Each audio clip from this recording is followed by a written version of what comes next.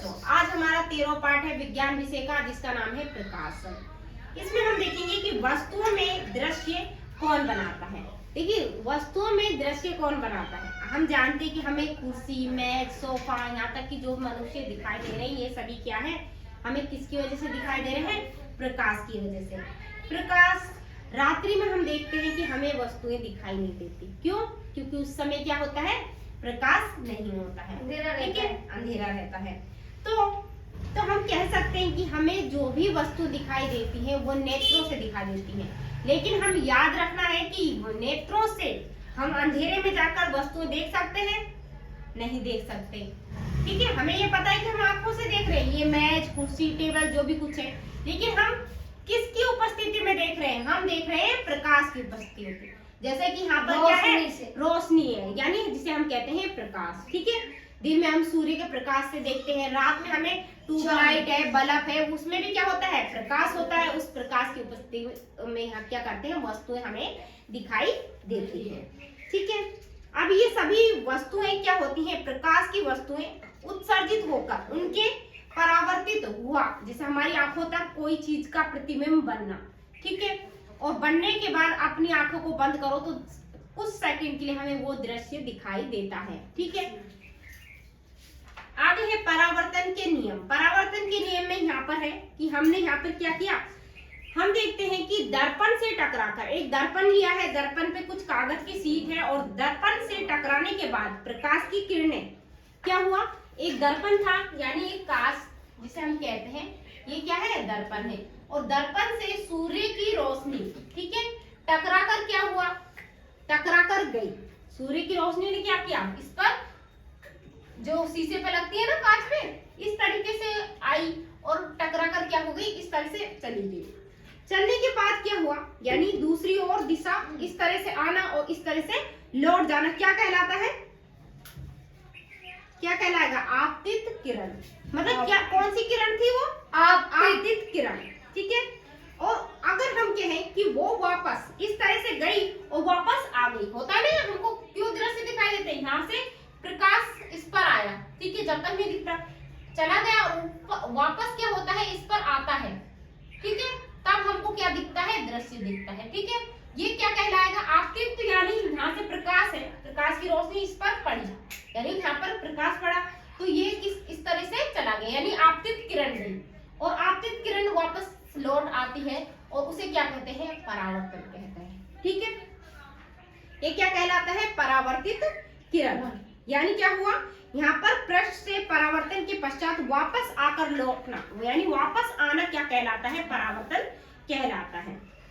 इसमें अभिलंब के बारे में है कि उस पर दर्पण से 90 डिग्री का कोण बनाने पर, ये दर्पण है और दर्पण में क्या किया? 90 डिग्री का कोण बनाने पर एक रेखा खींची जाती है, जिसे हम कहते हैं अभिलंब रेखा, ठीक है।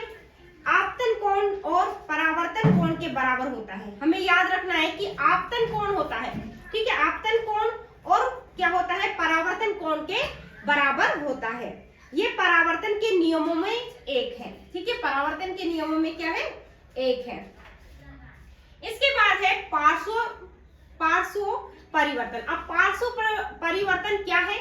तो इसमें हम इतना ही समझेंगे कि दर्पण द्वारा बने प्रतिबिंब में वस्तुओं का, हम देखते हैं, अगर हमारी इस तरह से हम कांच को रखते हैं और अपनी शक्ल उसमें देखते हैं तो क्या होता है? हमें अपनी सूरत दिखाई देती है, दिखाई देती है, लेकिन क्या होता है?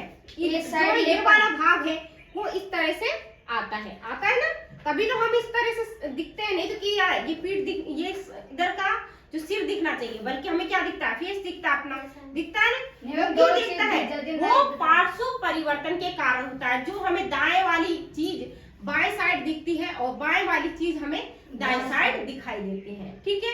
ये क्या होता है? परिवर्तन होता है, जिसे हम, परिवर्तन कौन सा होता है? पार्श्व परिवर्तन, ठीक है। इसे लिखो आप, ये आपके में आ सकता है ये वाला, तो आप इसको एक बार लिख लो। पार्श्व परिवर्तन,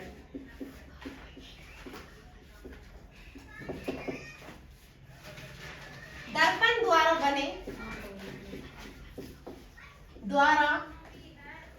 बने प्रतिबिंब में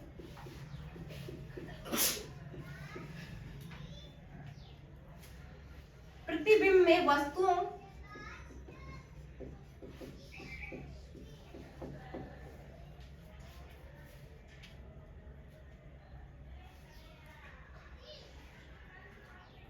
दर्पण द्वारा बने प्रतिबिंब में वस्तु का बाएं, यहाँ पर आप वस्तु लिखो, ठीक है, वस्तु का दाएं से, वस्तु का बाएं भाग आपको कहां दिखाई देता है? दाएं साइड भाग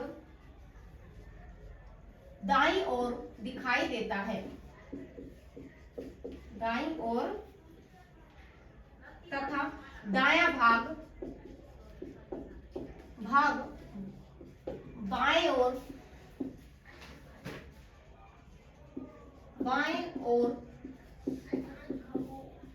दिखाई देता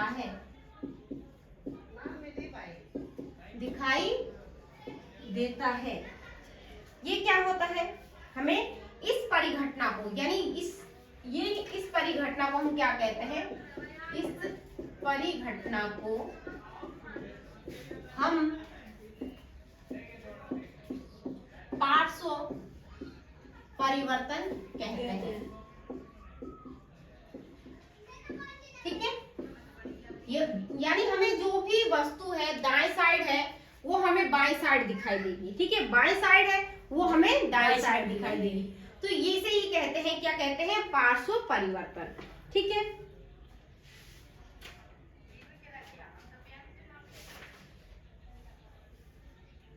दो समतल दर्पणों को हम कहते हैं कि एक समतल दर्पण है, उसमें हमें एक प्रतिबिंब दिखाई देता है, और दो समतल दर्पण रखे हो तो हमें क्या है? संयोजित दिखाई देता है।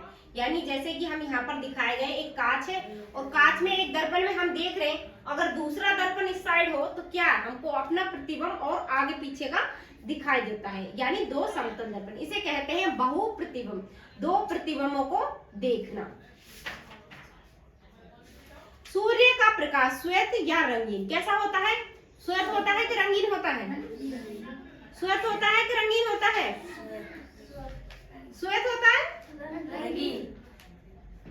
हम जानते हैं कि सूर्य का प्रकाश श्वेत होता है, ठीक है, यानी श्वेत प्रकाश के रूप में हम देखते हैं, श्वेत प्रकाश के रूप में हम उसको देखते हैं, लेकिन श्वेत नहीं होता। हम जानते, इसके बाद क्या है?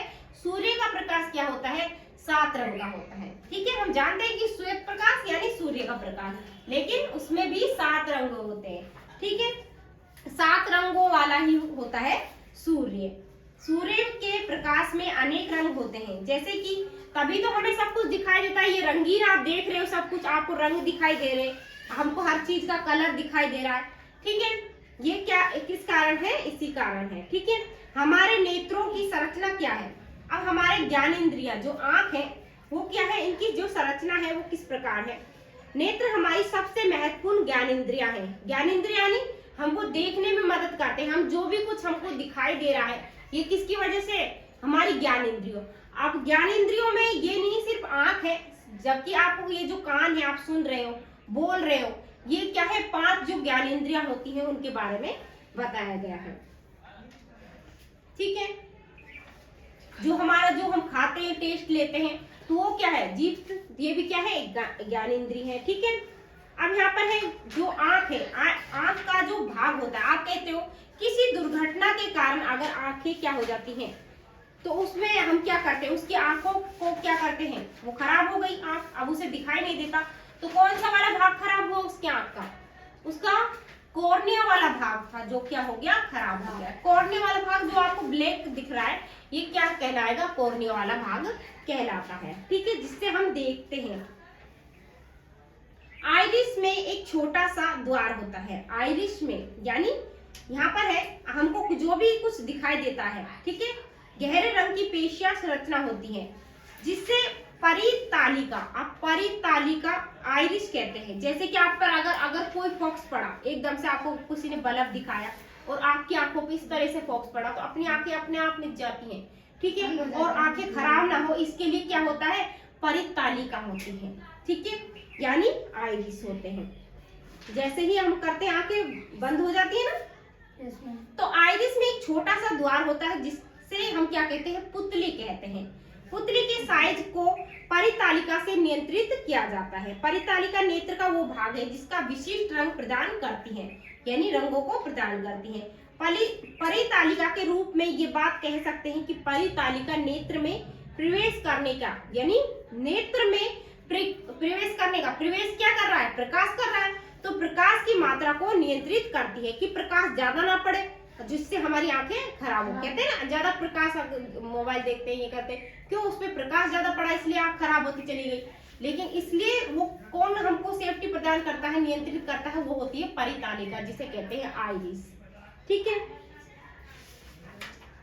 आगे है नेत्रों की देखभाल। नेत्रों की देखभाल आप किस प्रकार से कर सकते हैं? आप चश्मा लगाते करते हैं ना, कि अगर आंखों का नंबर बढ़ जाता है हम चश्मा को बदलते रहते हैं। नेत्रों के लिए बहुत कम या अधिक प्रकाश हानिकारक होता है। ये भी पता है कि हमको प्रकाश, ज्यादा प्रकाश हमारी आंखों के लिए क्या है, हानिकारक, तो हमको कम से कम प्रकाश जो है